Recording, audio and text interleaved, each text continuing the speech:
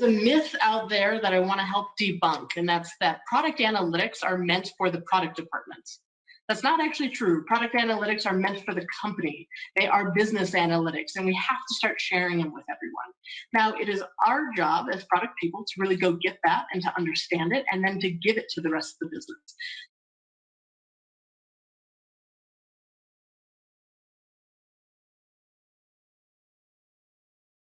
The biggest buzz right now, right? You see this everywhere, is being that data-driven organization. Amazing aspiration. Let's go after it.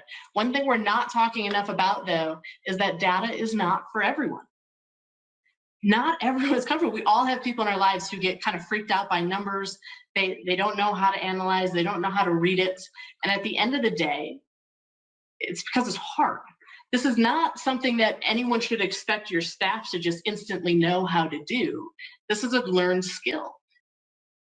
Things like you guys are doing. You guys came to sessions to try to improve your growth and try to get better at things. That's what people need to do with data analysis. They need to have experience. They need to be taught. They need to have learnings. They need to have failures, because that's all part of understanding data. It's not something you just come right out of college and instantly know how to do this.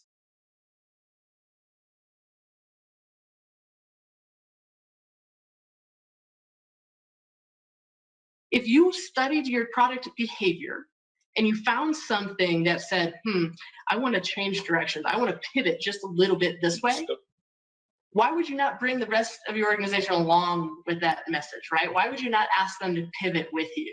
Part of that is bringing them along through the journey.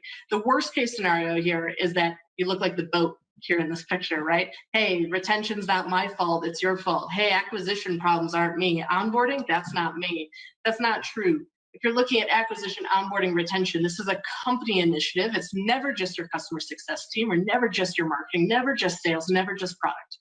So part of it is making sure you're locking arms with your fellow departments and you move in the same direction.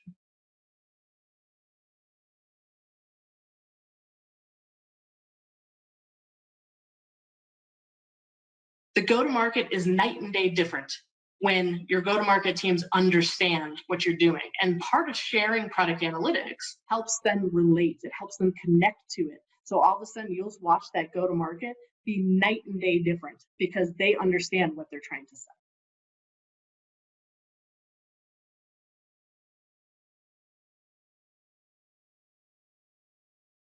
When you're building a story, to me, if you look at data, it's an empty box, and it is empty. It absolutely means nothing when it is simply just a data point. It actually needs the context next to it before it actually starts to be anything of importance, and that insight on the far right. Think of context as like, what cohort are you looking at? What time frame are you looking at? How does this compare to other time frames and other cohorts? Is this good? Is this moving in the best direction? How does it compare to our benchmark? All that is considered context, and you apply that to numbers. That's where you get the insights.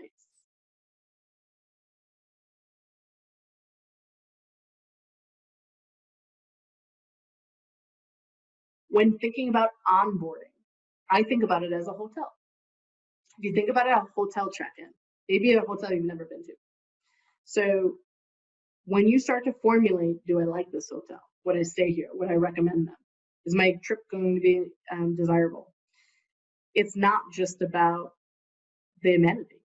It's about the exterior, the landscaping, your experience in the parking lot, your experience walking in the doors for the first time, talking to the receptionist, how you got your bags to your room, the elevator experience, the first time you opened the door, how clean was it? Was it bright and airy? Was it dark and dim?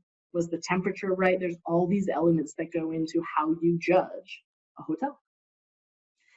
I think a lot of people think of onboarding as simply our customer success team responsibility. It is not.